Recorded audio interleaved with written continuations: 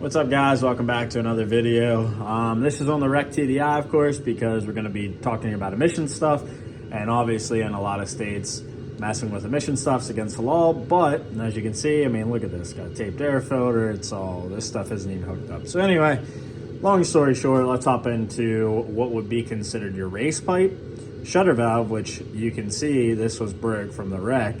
And then we could talk about the EGR valve, which goes all the way back to the manifold, and what we need to do with this whole setup here.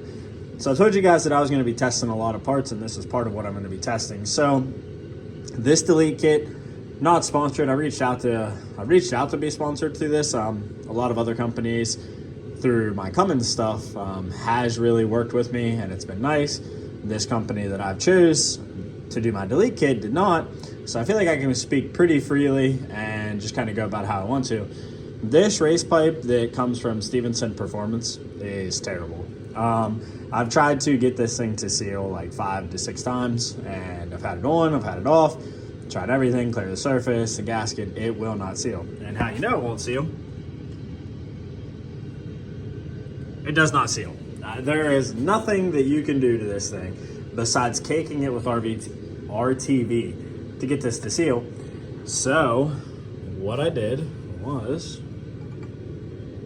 we got a nice little pipe, and that's actually going to get rid of that shutter valve also, because the clip zip tied on regardless. But with that being said, this pipe, if you could make this yourself, which I'm sure if you're a decent aluminum welder, you should be able to do that.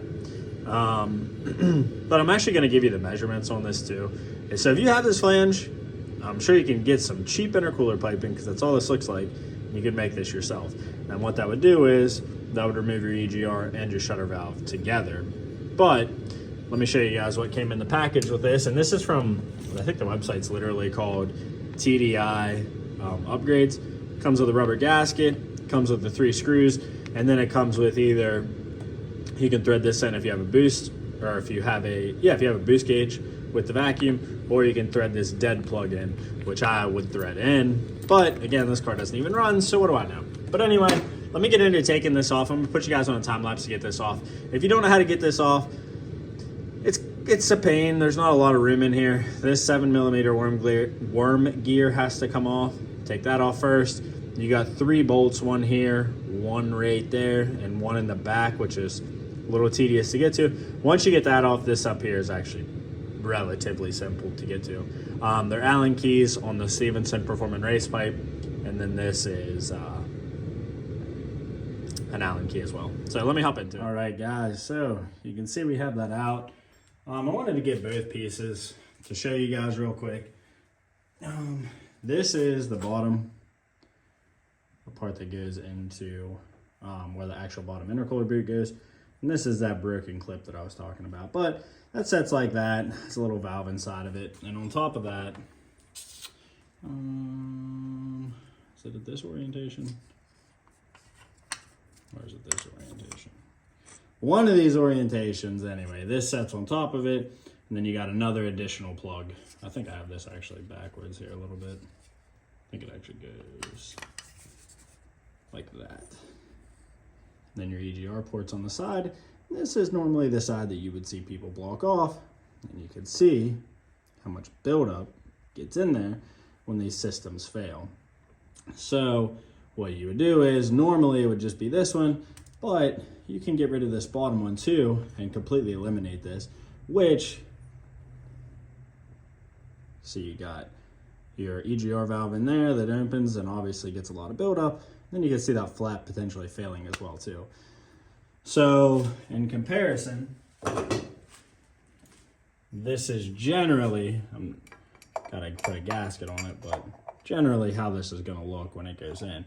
Like I said, I'm not driving this car, it's wrecked, but figured it'd be kind of cool to do some testing and stuff on some things. So let me get this in. Remember, put this gasket. And for this one, I am gonna drop a bit of RTV on top of this, just to make sure I'm getting a good seal. That's my goal. So let me show you guys this in. All right, guys, so got the pipe on.